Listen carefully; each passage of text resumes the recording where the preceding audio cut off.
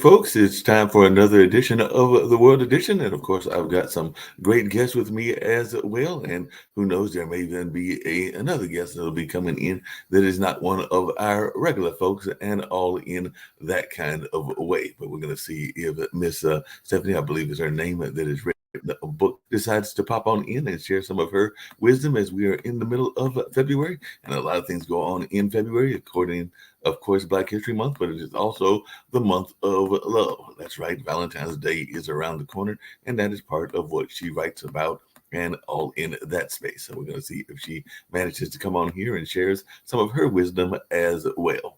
But definitely there is some items going on around the world. And of course, we're going to get to other items as well. But definitely we do know that President Biden will be giving his State of the Union address very shortly and all of that. And we're going to see what his perception is of how the United States is doing and how things are going around the world. And apparently, Arkansas Governor Sarah Sanders will be delivering the GOP response to Biden's address. And it looks like Progressive Representative Delia Ramirez is set to give a State of the Union response as well. So there might be responses coming from different parts of the aisle and all in that kind of way. And of course, we do know that there were some fiery speeches that were given after Representative Ilhan Omar was ousted from the Foreign Affairs Committee. And definitely there are a lot of folks that are up in arms about that, other folks that are glad about that particular situation and all in that way. I do know that AOC exploded over a vote to boot Omar from that particular committee and slapped the notebook against the podium saying that the Congress was targeting women of color. And apparently there was a very fiery speech that Ilhan gave as well.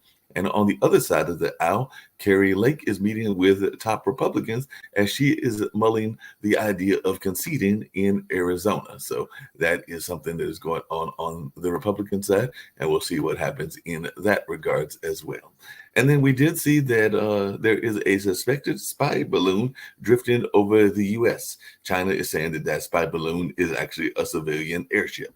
And we'll find out what is going on in that space. And maybe even Lee and others have things to say about that. I do know that there was a group of rappers that had been missing for a while over there in Detroit. And they were found in a rat-infested vacant apartment building after they had canceled their performance there in Detroit. So I do know that a lot of folks in the music community had been concerned as to what was going on there. And there may still be some ideas as to whether that was a targeted attack or whether that was them being in the wrong place at the wrong time or exactly what happened in that kind of way. And we've also got the Alex Mardal trial going on. And apparently there's like a whole lot of money missing in that particular trial.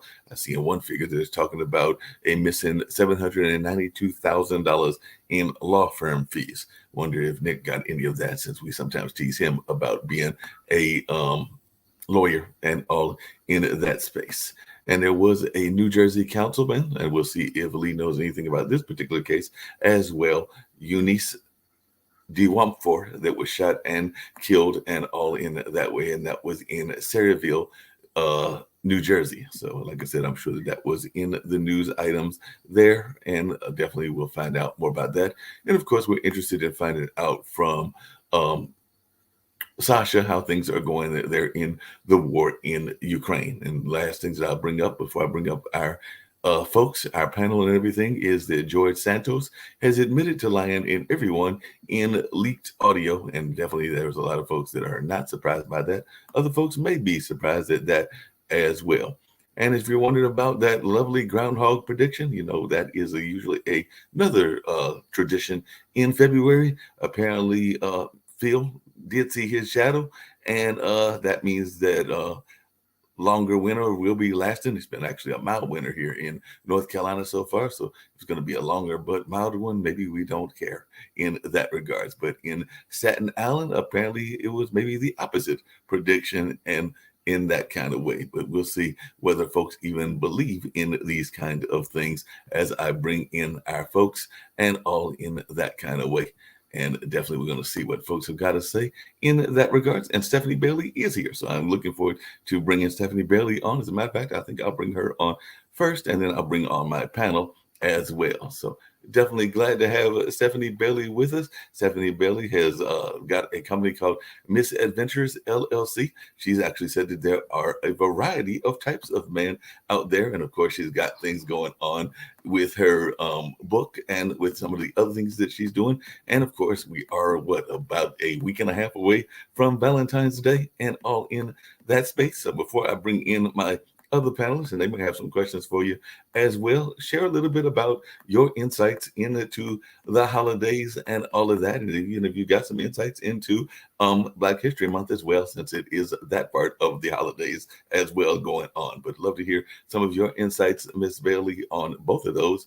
And then, like I said, we may bring in some other folks, but a lot of folks will be interested to know what you've got going on and even these different types. I mean, I think it's like 99, going like it's a lot of different types of men out there and everything. I do. I have a book called 99 Types of Guys. It made #1 bestseller on Amazon.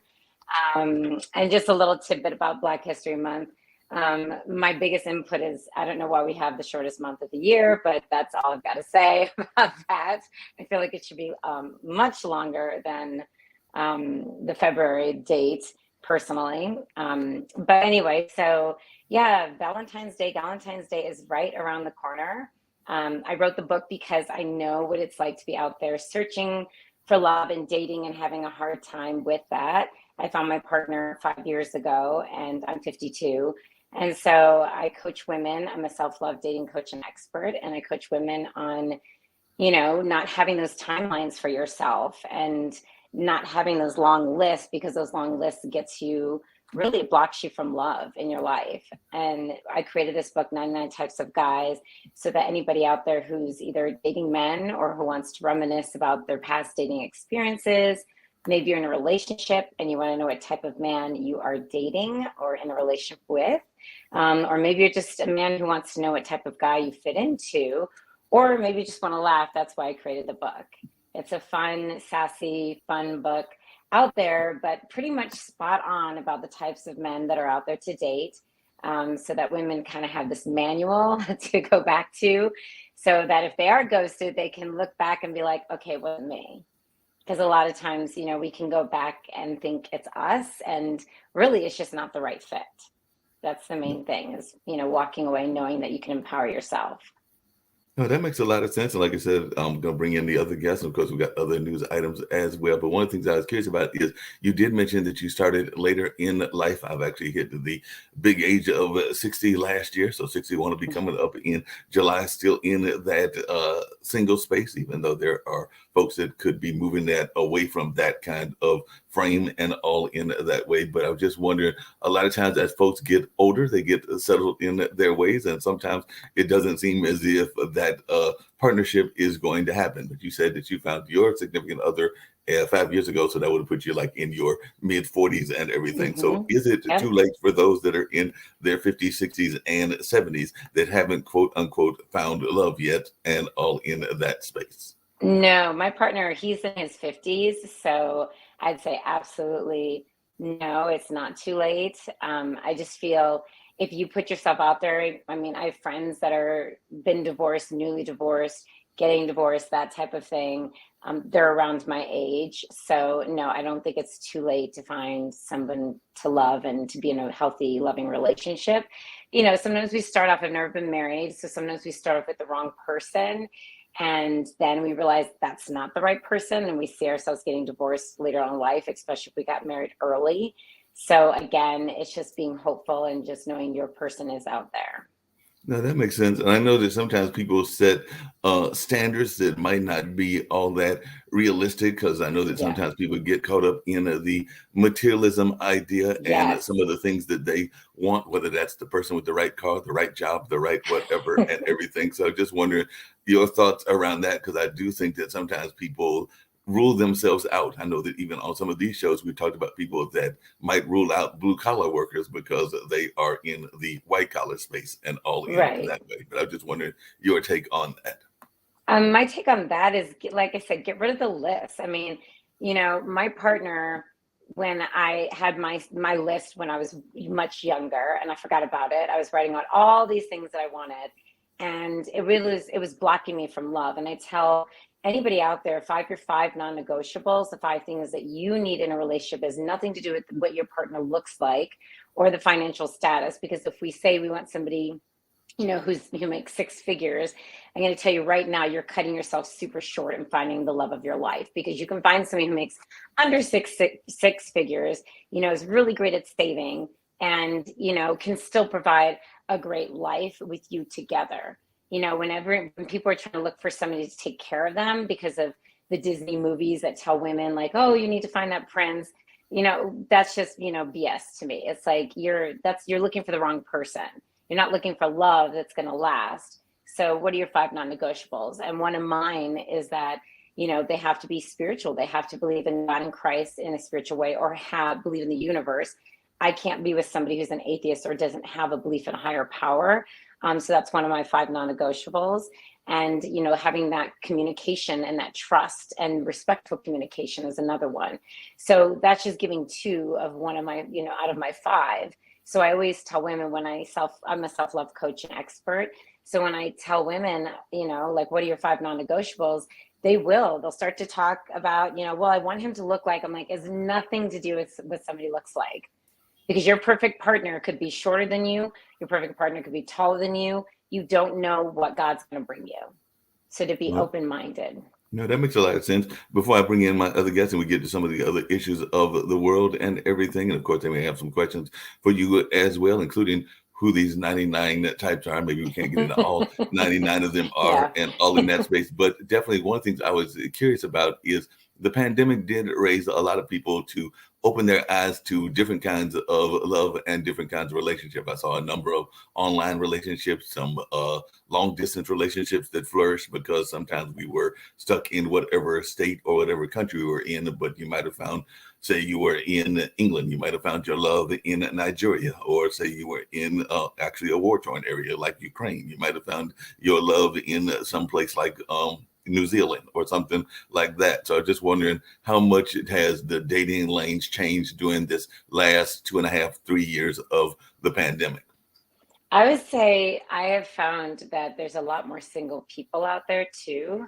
You think about it, when you are confined to be with somebody and that maybe you're not with that long of a period of time, such as, your significant other works a lot or travels a lot, and all of a sudden you are confined to being at home and it's mandated. You get to know a lot about your partner, we get to know a lot about your partner.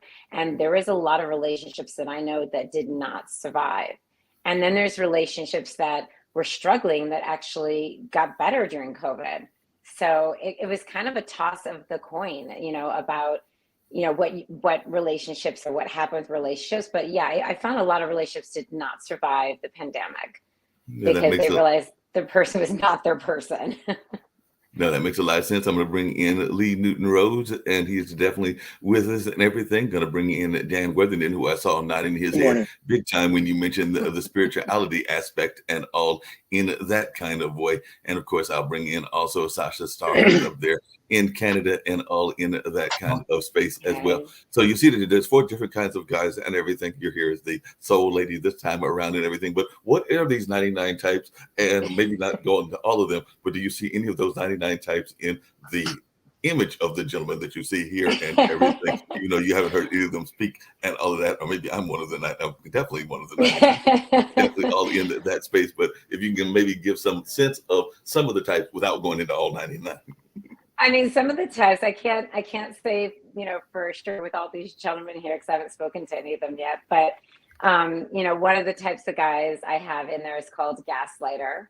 We know what that is. It's when the guy is, or even women. I mean, this book is honestly, women can find themselves in this book as well. But a gaslighter is when somebody is trying to, what you're saying is like trying to not over talk, but even overtake over what you're saying and making you feel less than in more of an aggressive way. And so my tip, because I leave funny, sarcastic tips, is know where your fire extinguisher is, know where your exit signs are, and run versus walk. So I try to keep it lighthearted. It's not a male bashing book at all. My mom, who is 81, when my dad passed away at 53, she was in her 40s. She never remarried, never dated, nothing. So she's not my target audience for my book. And she said she laughed and giggled. She's like, this is a really great book. She's like, it's informative, but it also makes me realize, like, I'm glad I'm not out there dating, but at the same time, you did mention some really great guys in your book. So it encompasses a bunch, and that was my main focus was if you're picking this up because you hate men, then put it back down, because that's not what it's about. Yeah, definitely makes a Okay, good Mark, sense. can Lee, I add something? Yeah, I Yes. do. Good morning, Stephanie. Contrary to what Mark is saying, don't listen to him. This is not the dating game. You don't have to choose one of the three of us. But one of the problems in America we're having today is with children having, fatherless homes. Is there something men and women are doing wrong in terms of relationships? I honestly feel that they go in and they're not going in with an open heart. And if you go in, what we were talking about is if you go in this list, it's not going to work out. It's like, that's blocking ourselves from what we really want. But if we go in with our 5 non-negotiables, then yeah, that's a completely different thing, because then we're saying, yes, this guy treats me really well. And I don't know if any of you've ever watched, Sex and the City, but Harry was my favorite character for Charlotte, and she almost wasn't going to be with him because he was bald and he was hairy. But then the way he treated her with everything that she wanted. My dad was bald, by the way. And he was an amazing man. But that's what I'm saying. It's about how somebody treats you at the end of the day. And women tend to forget that. It's like they look at oh, what does he drive? Where does he live? I'm like, none of that matters. What matters is, how is he treating you? Because you can have the car, you can have the man that's going to shower with you with money. And then guess what you're also going to have? You're going to have somebody who's controlling most of the time. You're going to have somebody that has all these high expectations from you, and you're not going to be living your authentic self. So I always say, don't fall for that. You need to fall for the connection. Yeah, that makes sense. And to Lee's point, and I'd love to hear if other folks got other thoughts before we get to some of the other news items, and definitely want to hear from Sasha how things are going there in the war in Ukraine. But I do know that sometimes there are a lot of single women that have kids, and you said that you found your other half recently and everything, and I don't know, because you mentioned a past relationship whether there were kids involved, but I do know that there are folks that have kids and grandkids, and that can also be a factor, because not everybody is willing to accept the responsibility of somebody else's child, even though that is actually, I think, a noble act, but not everybody is willing to do that. Not even their own sometimes too. Mark, not even their own sometimes too. Some fathers they're not there for their own kids. No, yeah, that's true too. Yeah. Very sad. I just wondered, from a dating standpoint, is that something that was a concern of yours, if you have any children, the folks that needed to understand the nature of the kids in the relationship? Because like you said, you're a relationship coach as well, and I do know that some people bring the kids right into the relationship. Other people want to make sure that they love the person and that they know the person before they bring the kids into it and everything. That's actually something that, as a single person, I've even told friends of mine, is that I want to make sure that I actually like the woman before I'm ready to meet the kids, because the kids are, if there's no relationship, there's no reason to bring the kids into the relationship and all in that space. Oh, 100%. I agree. So I don't have kids personally. My partner has 2 boys. His son has been living with us. He's 16 for over 3 years. His other son lives with his mother up in the mountains, because that's where she ended up moving. But yeah, so we have, this weekend, we have both boys. So I'm a stepmom to them.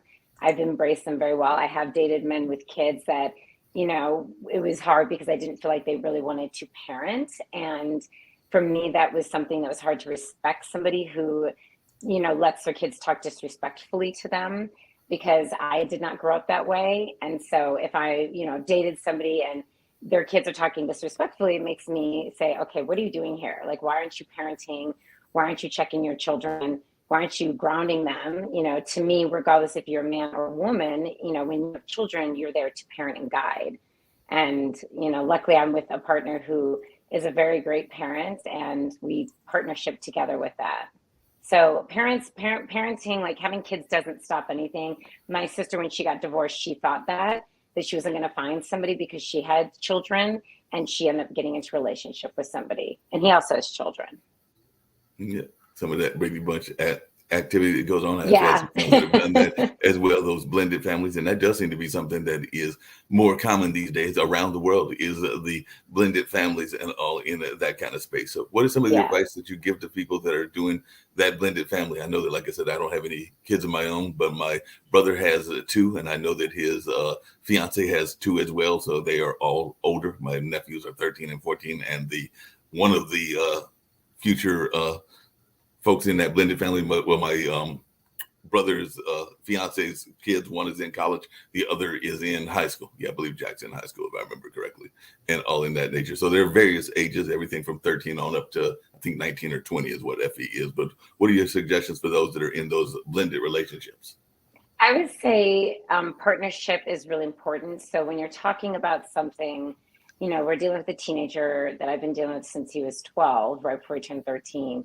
And it's really having those conversations and being partners together and saying, okay, this is what we're going to say to him together, and being on the same page. Because if you're not, and you're trying to discipline and your partner thinks differently, it doesn't work out, because then the child knows that they can play both sides.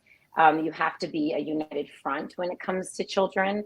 And also you need to not be afraid to parent, because if you're afraid to parent, that child's not going to respect you. So as I've told, Bruno, who's my stepson, there's a time that he was like, he got mad at me. He's like, "You're not my mom." And I was literally like, "What?" And I was like, "Here's the thing. I'm not trying to be your mom. I'm trying to be someone that loves you, because kids cannot get enough love." And I said, "I'm Switzerland, and I'm not afraid to parent you, because in a divorced family, a lot of times, dad wants to be fun dad and mom wants to be fun mom, and nobody really wants to parent because they don't want to look like the bad person." Well, for me, that's not how I grew up. My parents were not divorced. And so I come from a background of, it's important to discipline so that children know that you care, and like, there's times where you let things go, but there's times where you have to, put your foot down and say, that's not okay. And this is why, or this is why I'm grounding you. So then they understand. That makes a lot of It's sense. interesting you said that you sometimes let things go. I heard one time in parenting, you don't have to notice everything a kid does. Right. You can just, right. You don't have to comment on everything and micromanage. I'm sorry, There's Mike. a lot of micromanaging in parenting, just like there is in business and everything. And speaking of micromanaging, one of the things that gets maybe a little bit overly micromanaged is Valentine's Day itself. And like I said, that is not this coming week, but the following week. And I know a lot of folks are feeling the pressures to get a gift, get a card, and it might even be in the early stages of the relationship. But definitely that is something that people feel pressured to get, is that significant gift, no matter what the state of the relationship is, or how Mark? new or old the relationship is. So I just wondered, Yeah. Stephanie, and I'd love to hear from you, Lee, and anybody else. Just one quick comment. The Valentine's Day and the holiday, is it not called St. Valentine's Day? Is it not a religious holiday? That's a good As opposed to a secular American holiday? Well, technically, yes. Like there's yes. However, people have made it a Hallmark day, and really, I think the Hallmark day. I understand that, but does that take away from it? Just like Christmas, commercializing Christmas as a religious holiday. Well, yeah. Well, Christmas. I mean, the born of Christ is really. It's not supposed to be, again, Santa, gifts, all of that. It's really supposed to be more family connection, and people lose that.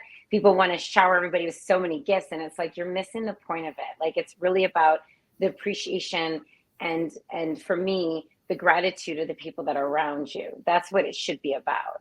And we get most holidays kind of askewed, like, and I think all holidays, honestly. I just feel like it just becomes something different. Same thing with Easter. It's like we're chasing an Easter bunny. I'm like, that's not what Easter is about. The message gets lost. It gets lost. It gets lost. And so going back to your question about, Valentine's Day, it's like, for me, if you're in a new relationship, I don't feel, and I tell women this all the time, don't get into a relationship right before a holiday, because then you're not really sure exactly, like, if that person's just meeting you there for that holiday themselves because they're lonely. So I always discourage women from doing that. And I would discourage men too. But if you are with somebody you met them 2 months ago, keep it simple if you want to celebrate. Like for me and my partner, I think the one thing he loves about me is he was trying to frantically find somewhere to take me for dinner when we first got together.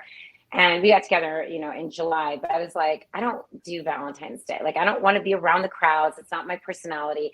I'd rather cook dinner at home and just spend time together and watch a movie. Like, that's me. And so, you know, for Valentine's Day, we'll maybe go out to lunch if we have time during our schedules, but we keep it very simple because for me, it's about, you know, like it's a day to celebrate, but really it's a day I feel that was made for men, honestly, so that they're forced to say, okay, I've been doing all year. This is my one day to do something for the person I'm with. And so that's why I'm like, it's such a Hallmark holiday that I'm not a huge Valentine's Day person. I don't like roses. You know, he knows that about me. I'm not someone that's going to eat a box of chocolate. Like I'm not that person. So for me, it's like, you know, if you give me a nice card that says something sweet, that's great. Yeah, Hopefully they don't forget about the anniversary date also. Well, anniversary is different.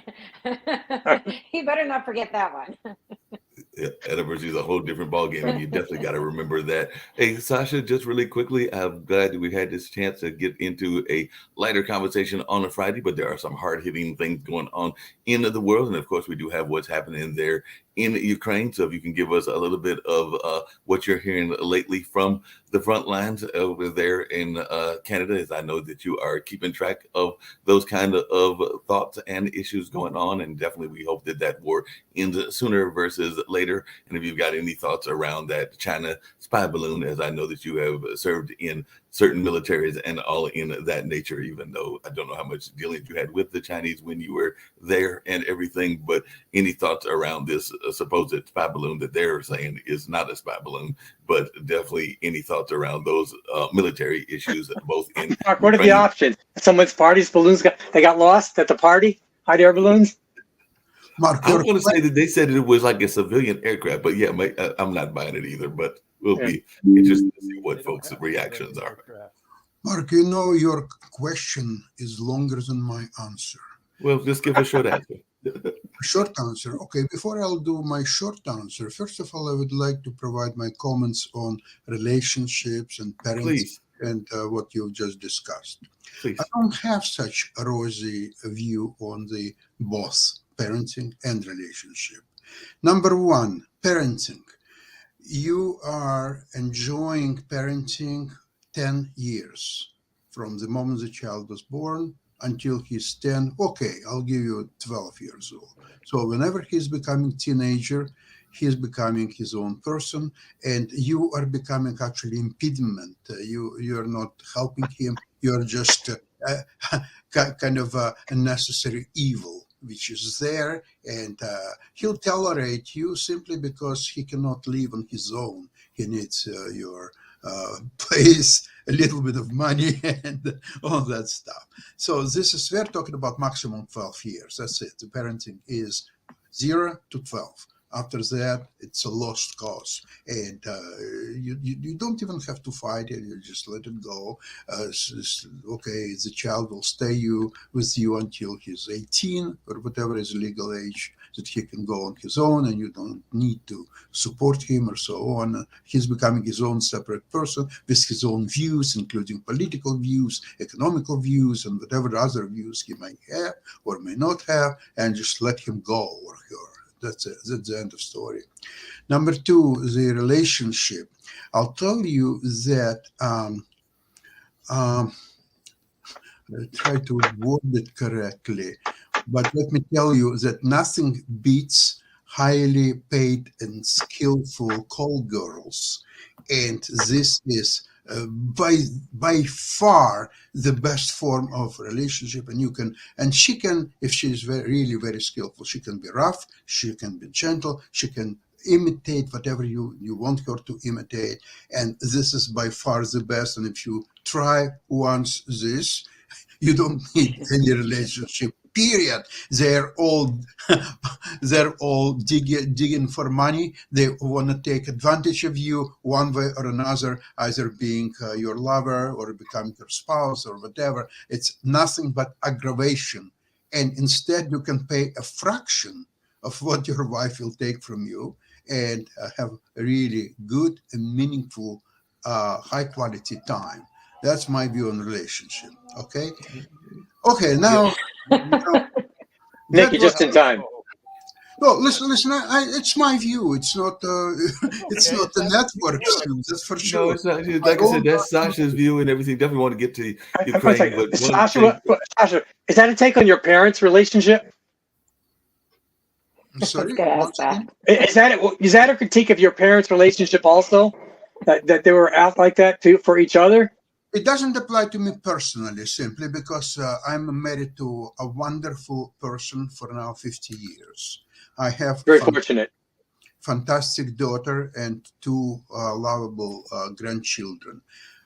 On the other hand, I know what I'm talking about, and it's not it's not so simple, mind you. It's not. And Nick may have some thoughts as well. Nick has been married there for a minute. Is very supportive of his wife and everything. So maybe he wants to jump in You're in therapy today as well, because we were talking about Valentine's Day, Stephanie. Nick, you might want to lie down. Wait. I'm an attorney. Can I plead the fifth or something? Or you can On this issue? Yeah, you can plead the You fifth can if you drink want a to, fifth. yeah, just go ahead and play the fifth. But one of the things I was curious about is one of the other things that I definitely want to get back to the Ukraine and everything is that sometimes people are very much wanting to get gifts, wanting to get showered with gifts. And apparently, there's a whole country that's going to help people get those gifts, because apparently Hong Kong is going to give away 500,000 free airline tickets to lure back the tourists. So maybe that's what we got to do in order to get this love, is get one of these 500,000 airline tickets. That's big. Are you serious? Yes, they said that they are giving away 500,000 airline tickets as part of Hong Kong's $2 billion promotion campaign. So yes, they're giving away 500,000 free airline tickets. I'm all over that, Mark. Okay, I mean, I'm there, buddy. And Nick, don't get too excited. They're not first class. Hong Kong, here we come. Let's get out the credit cards on to Hong maybe Kong. you can get an upgrade. All right, yeah. Oh, by the way, I checked the major news media, so the people on Pod TV around the world know what we're talking about here in the United States.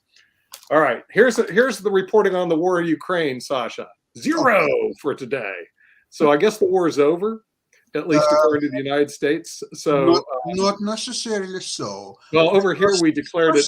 The news media in the United States declared the war over. So I guess I don't know what media are you following. I'm following ABC, CBS, and NBC. Okay, I'm following a magazine by the name name Foreign Affairs, which is U.S. magazine, by the way. So it's part of U.S. media, but not one that most people listen to or read. Sasha, Yes. Foreign Affairs, isn't that on Epstein's Island? It's a poor joke. No, it's a Well, maybe Stephanie knows about foreign affairs. She's an expert in relationships. yeah. Right? Foreign Tell and us domestic. about foreign affairs. Okay, here's what Go ahead. is, She is an expert. I'm telling you. Let's bring her on, baby. Foreign affairs. Let's hear it. I don't know a lot about foreign affairs, to be honest with you. I know very little, to be honest with you. I am somebody who I watch some news. I'm somebody who I feel there's one view, there's another view, and then there's the truth, correct? Yeah. And I feel people get that skewed too much in this world about what that truth is. And you turn on one station, you turn on another station, and you're getting completely different facts. And so then you have to do your own fact check. And it's the same thing. You brought that up because I've had a conversation with a couple of friends of mine, including some ladies and some gentlemen and everything. And one of the things that I know is going to frustrate the heck out of both, definitely Sasha, who has got definitely some interest in the Ukraine, having been born into that particular country, as well as Nick, who has definitely talked about the nature of media coverage. But there are a lot of folks that I think are like you, Stephanie. They are very frustrated by the news. I can tell you how many of my friends have told me I refuse to watch the news because all I hear is negative news, and I hear war and I hear other things. So they kind of have gotten this attitude of, I don't want to listen to the news because if what is being reported and all in that space. And I've heard that conversation from several people over the last several weeks and everything. But I just wanted they're called high information voters, high knowledgeable voters. That's who they are. Oh, sorry, I didn't say anything. I just feel like it's skewed. I mean, I know that there's tragedy that goes on in the world, and even with the George Floyd, that was horrible. I'm not going to say seeing somebody murdered on TV was okay. It was not. However, we forget, the past of people or the present of people. Or for me, it's like, and I know he's not Ted Bundy, but I'm saying it's like saying, oh, Ted Bundy just got killed, and now we're all upset because it was on video. But did we not also know that George Floyd was not the first person to die that way? There was somebody who was Asian that died that way. There was somebody who was white that died that way. But because there was no video of it at that time, then everybody's focusing on one thing and thinking that, every cop hates Black people. And I do not believe that. I do not believe that, cops should have their rights taken away to protect us. And they can't even go out when there's two girls who are about to stab each other, and they shoot one out of the two Black girls, and all of a sudden the cops are racist. It's like, seriously? Like, even the Black cops are racist now. Now the Black cops are racist, exactly. And they're there to protect people. I mean, the kids should have really, and this is my theory, when it comes to driving, for anybody who's getting their driver's test, before you can get their driver's test, it should be like, okay, when you get pulled over for a cop, what do? You put your hands on the wheel and you say nothing, or you have like a little pocket that has your license and your registration already there, so you can grab it, so there's no going into your glove compartment, nothing. That's going to cut down on a lot of these murders or kids taking off and fearing for their lives, and then stuff like this happening. Because we never look at the bigger picture of like cops' lives. How many cops have died since the George Floyd thing? But nobody looks at that. Nobody looks at the white guy that was walking his dog and got killed by some Black kids because he was white. Who cares? He's not Black. Black lives matter. And so for me, it's like, it's gotten too far for me as a Black woman. I'm like, this is going so far that it's separating the country. And I'm not okay with that. Stephanie, when you were in school, did your teachers educate you about how to behave in the event a cop stops you? Did you get a lesson by your teachers? No, I got a lesson by my father. Okay. I grew up in DeWitt, New York. So I grew up in a very Jewish area. Are you in New York City? Is that where you're from? No, I'm from upstate New York, DeWitt, New York. I live in Denver, Colorado. Oh, Denver. And I went to and I went to a cheer college in Boston, and then I went to Clark Atlanta University, which is an all Black college in Atlanta. And I took, Black history and all that other stuff. But yeah, like we did a march, for Rodney King. And I remember like it was a silent, peaceful march that we did. And then all of a sudden the looters came in, not from our college, and started, causing fires and tipping cars. And I remember having to jump in front of this woman's car. She was white. I'm like, what are you doing? Like, and I was trying to get her to get out of the situation. And then the cops came and, air gassed all of us, so it's just like, we weren't even the cause of it. And so it was one of those things where it's like, my dad was he helped to build 8 different youth centers around the world to get kids off the street. They're called the Martin Luther King Centers. He helped to raise money for that before he passed. He was a very passionate person, and he always believed in like, do the right thing. Mm-hmm. And so then when you do, and then you're like, why is our college getting, gassed, and it's during finals, it's like the cops are picking out the wrong people. Right. Since you said that, Stephanie, because a friend of mine is actually from the Denver area originally and all in that way. And I know that they talked about how they had a different experience depending on which school they went to there in Denver and everything. Because I think they went to the, at one time, the predominantly or one of the predominantly African-American schools, but then they went to the very largely majority European or European American school, and it got a lot of flack for even creating programs within that school around Black History Month and around things of that nature, even though they were just trying to bring awareness of their culture to the larger community and all in that space. But I just wanted your take on Denver. We oftentimes think of Denver as being a very liberal to some degree state, city, and definitely the state of Colorado as being very liberal, kind of like to some degree Wyoming is as well. But I just wanted your take, as we don't always have people from Colorado on. Wyoming's not liberal. Colorado, Boulder is a communist state. But go on. Yeah, Colorado way back when used to be a Republican state. Now it's definitely more a Democratic state. I'm neither nor. I listen to political views, and that's how I decide how I'm going to vote. I don't come in as one way. I study my stuff. I watch the debates. That's how I choose of what I think is right for the economy.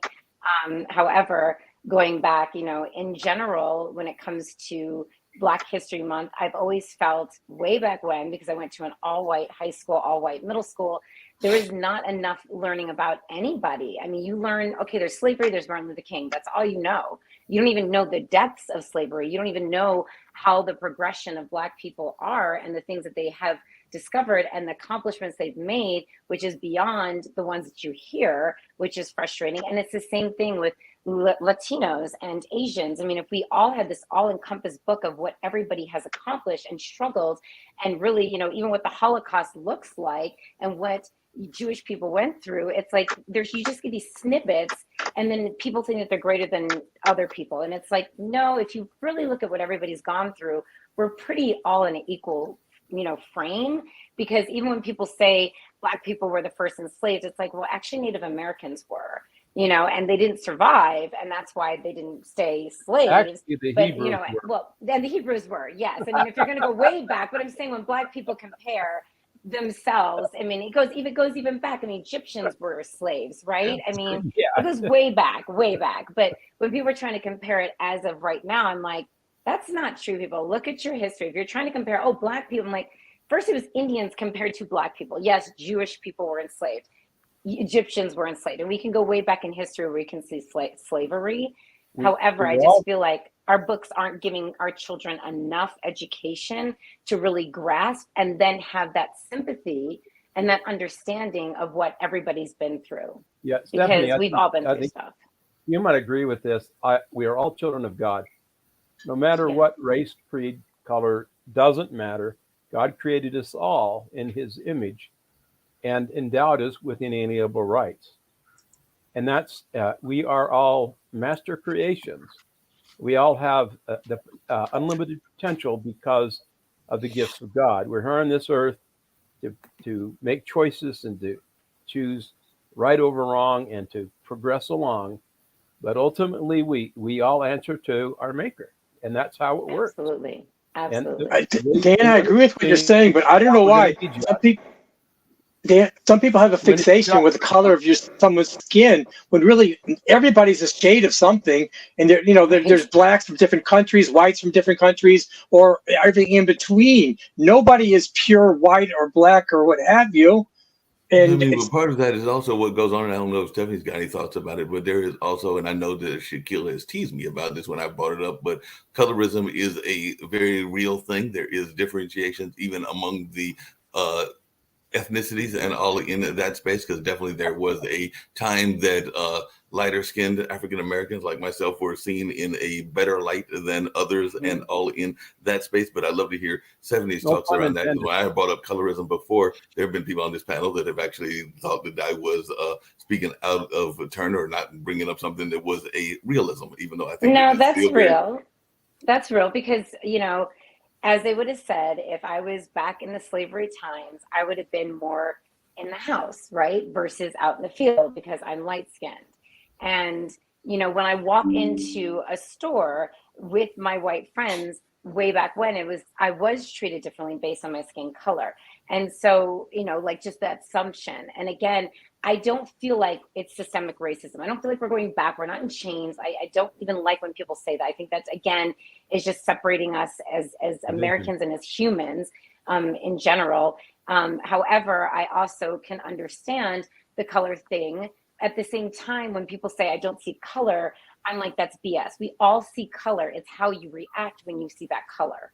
Because you can stand, my friend is Indian, and she, after, that 9/11 happened, somebody tried to push her down, and she's like, what are you even talking about? I'm not from Sin. I'm not from any of this. Like, I'm not, this is not who I'm from. Like, and you're assuming by my skin color that you should be afraid of me. And again, it's like how we react when we see somebody's skin color. But that's out of ignorance, though, is it not? That is out of ignorance. And it's also ignorant to say, I don't see color. I mean, come on now. We all see color. Well, we all see color, just like we see eye color and hair color. But most people don't react to eye color and hair color. Why do they react to skin color? Like Japanese or Chinese, I mean, are they white? Are they black? Are they persons of color? Like Harvard College wants to discriminate against them because they're white-ish. Does that make sense? No, it doesn't. Because I don't, again, it's about what are you seeing in front of you? Because really it's about a person. You can have a white person too, like Ted Bundy, who's a serial killer, right? And then you can also have somebody who's black that does something wrong. I mean, it's just the nature of the person. You know, God created us all to be different. And some of us are created to be evil. It doesn't matter what skin color you are. And some of us, most of us, are not created to be evil, you know, and some of it is all, you know, where you live and how you're raised and how you choose to, you know, that decision of, do I choose to be in a gang or do I choose to not be in a gang? I mean, we all have choices in this world. Some don't. I agree with that. You know, some are put in this situation where it's like there's a gun to your head and you're either going to be in this gang or you die. I feel bad for those people. But at the end of the day, we do have a choice. But along those same lines, and I know we talked about it on the news show before, we talked about it on a lot of our different shows, how much of that need to belong is the reason that a lot of our kids get involved in gangs. Because my brother's actually worked with at-risk youth, and I know a lot of times why they are getting involved is because one is the kind of a sense of what they can get in the sense of a quick return. Sometimes they don't always think about the danger involved with that quick return, because you can make some very high money. I mean, of course, you might wind up in prison. A good chance you will end up in prison, and you might wind up dead, which is a very much of a consequence and all in that space. But a lot of times people aren't thinking about that. And every time that I have heard my brother and other people that have been in that space talk about it, it's about being accepted into some sort of society when you're not being accepted by others. To Lee's point earlier, that there are a lot of children that are not having guidance at their home. But I was just wondering your take on that as a stepmom. Yeah, and that's why, you know, I have to disagree with the fact that after 10, you don't parent. Parenting is very different now. What kids go through in high school is so different than what I went through in high school. There's more pressure with teenagers to be in this group or that group. When I went to school, I was with the same people from elementary, middle school, and high school. There is no, once you get after middle school, you get to choose what high school you're going to go to. You're split up from most of your friends. You're meeting new people. You're trying to fit in. And some of the ways of fitting in is not okay. I mean, kids are doing drugs way earlier than when I grew up. You know, kids are exploring things differently. I mean, we have to constantly have a talk with, you know, our 16-year-old and say, listen, do not smoke anything, take anything, because you don't know, you know, what's in it. You don't know if you're going to die tomorrow. Like, and you have to understand also with kids, the suicide rate is higher now. So to say you're going to disconnect as a parent when the child turns 10, that's not realistic, at least not here in Denver, Colorado, or in most states in the United States, because kids are committing suicide over things about being teased. There's, you know, everybody has cell phones, they do videos. I mean, they exploit people to such a high degree that's so hurtful.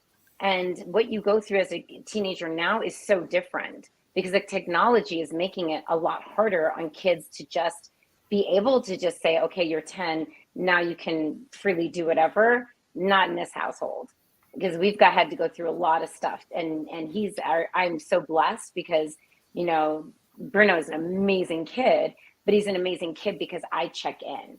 I don't check out with him. And that's how he's able to. I mean, our whole thing is we have huge communication. We talk about everything. There's nothing off the table in this house because there's no judgment.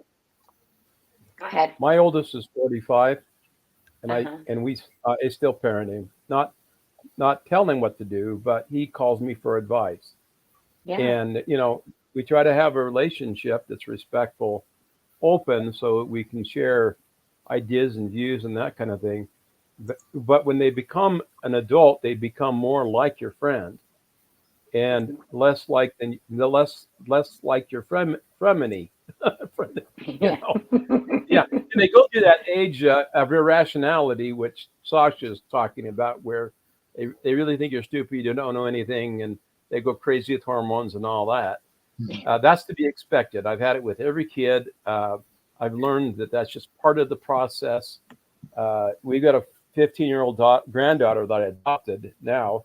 She's autistic, and so we have some special challenges. But she is such a good girl, and she requires a lot of gentle parenting because of her disability. But she tries so dang hard. I'm so proud of her. but you just have to be there for your kids. I mean, whether You simply got to you be know, there for the kids and everything.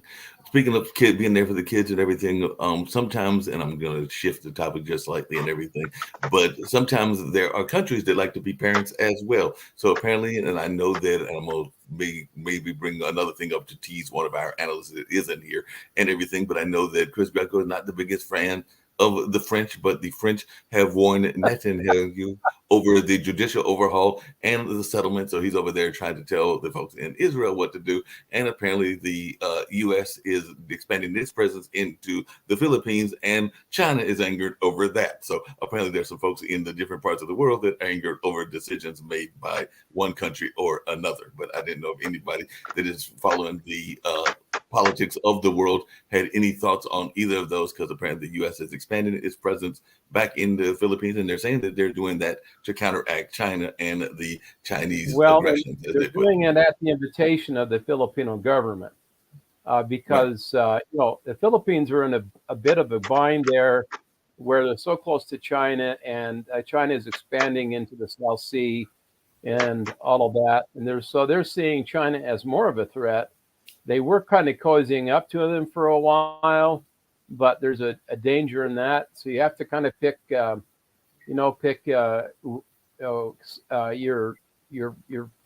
poison, right? The United States liberated the Philippines and has always been a friend. We've had some serious issues with them in the past decade because of leadership and that kind of thing. And because we don't have the best record of not butting out of people's business and not exploiting people and resources and other things. And so, we need to do a better job of working with different countries, not seen it as an exploitive partner. China is very exploitive. They go in and they rip the resources out of the land. They treat the workforce horribly. And they don't seem to honor the rule of the law in those countries at all, because once they're there, they're sort of they're rule unto themselves, and because they don't believe anybody else can tell them what to do, and that's the kind of the problem. There's a lot of U.S. companies that are that way too, which is the epitome of arrogance and stupidity in my mind, because those relationships have to be balanced and fair. Dan, but you must admit that China is very skillful in using soft power. For example, in Africa, what they're doing, they're building schools, they're building hospitals, they're building all kind of things, and there are courses for people to learn Chinese, and Chinese slowly becomes the most used language in Africa. So if you ever travel there, and there Sasha, it's not just Africa. There are Mandarin schools here in the United States that you can learn Mandarin if you can get into those schools. I think that they are usually more geared toward the Asian population and particularly the Chinese population, but there are definitely schools even in the local area. You're absolutely right. Except the Chinese are there. Big presence in U.S. universities. They're right there for Africans. They're very affordable. They all have good locations, good teachers, and their courses are to blend whatever local languages in Africa people may use, like Swahili and maybe some others. They adopt that very skillfully and bring them into Chinese. So the most spoken language in Africa very soon will be Chinese, not English. And Russians are not doing the same thing. Russians, it's a very brutal approach. They're just trying to grab whatever they can. Russian, right? Yeah. But Sasha, which of the Chinese languages are we going to be speaking? Because there's not just one Chinese language. There's Mandarin, there's Cantonese, there's about 5 or 6 different languages within China and everything. Because I hear you saying speaking Chinese, and there's not just one Chinese language. You can choose one, whatever you like to learn, and they provide all teachers in all Chinese languages. Nothing to worry about. So I get to pick which one I want and all in that space. Well, we can ready to wind down and everything, but definitely, I know you've got your show around the Ukraine that'll be coming up at the 11 o'clock hour. So folks will be interested in that. And of course, we do have the chess show that'll be coming on in the sense of being aired on tomorrow, even though we might do a pre-record later on. Actually, we will be doing a pre-record later today and everything. And the thing that I was going to tease Chris about if he had been here, but I'll just mention it and hopefully he'll pop in and everything. But there was a hitman that was found working as a pizza chef there in France. And apparently he's been on the run for 16 years and all in that space. And he was actually found after they had been looking for him for all of those decades. And guess what, folks? Guess what his last name is? Maybe they're related. We'll have to find out and all in that space. Because when I looked at him going like, wait a minute, there was a Greco that was found and all in that space. Hopefully they're not related, or maybe they're just distant cousins or something like that. But I did see that they found him. Probably and he did not. have literally the same last name, but hopefully they're just distant cousins and all into that kind of space. They're not related. Yeah, Mark, what is his first name? Because Chris has been gone for a few days. Yeah, I don't they know. say his first name is Edgardo. Ago. Hey, no, Mark. But I'm telling you, dude, if you look at the You have picture, the same he does last look name very as much Josh like Chris Dooley. Are and you everything. related? So look on the news, on Google News, and they might have some family resemblance and everything. So who knows? Maybe that's why he's been gone for a few days, and we'll find that out much later and all in that space. But definitely just giving him a hard time, because actually I did get a text from him earlier, so I know that is not him, because I got a text earlier and it was not from the prison itself. So the text was actually from a more reasonable location and all in that space. Stephanie, it's been great having you on this particular day, kind of breaking the hard-hitting news that we usually have, but still having some fun conversation and some important conversation. So before we get on out of here, and we've got about a few more minutes, if you will tell folks how they can reach you, this book that you've got, and any last words that you would like to share. I'm sure that me and the rest of the panelists would love to hear that. So you can reach me either on my website, miss-adventures.com.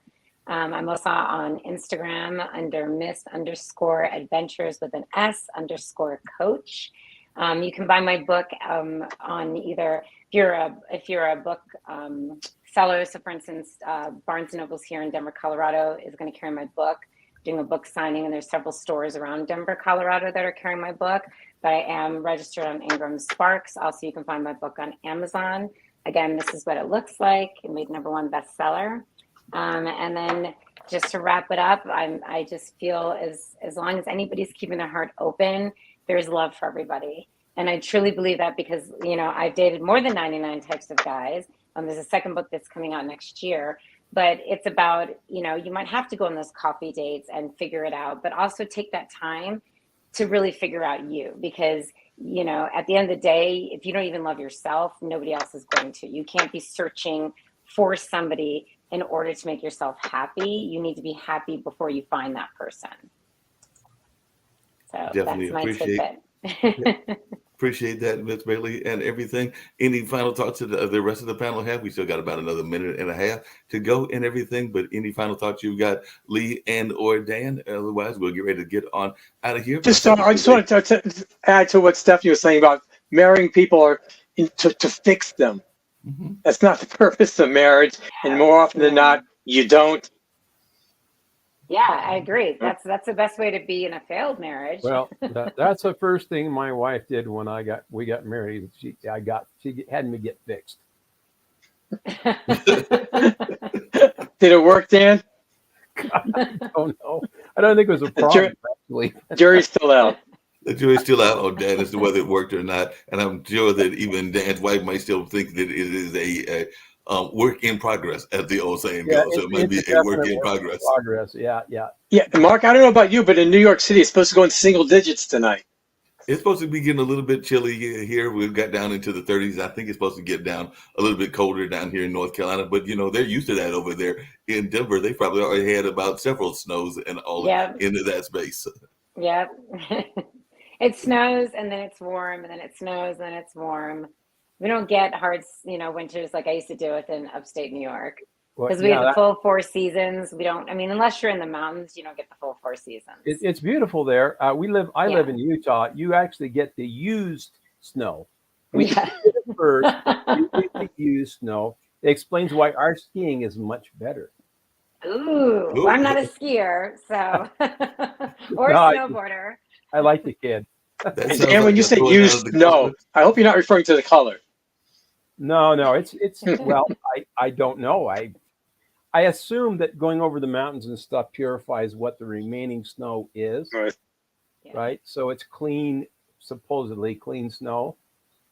Yeah. Well, on that note, we're going to get on out of here. Now, there's no snow in the forecast that I'm aware of for North Carolina, and I'm not a big fan of the snow because many years ago there was an ice storm, not a snowstorm, and that's actually where I had one of my few injuries and visits to the hospital because I fell down and broke the lovely arm and all in that space. But like I said, that was about a decade or so ago.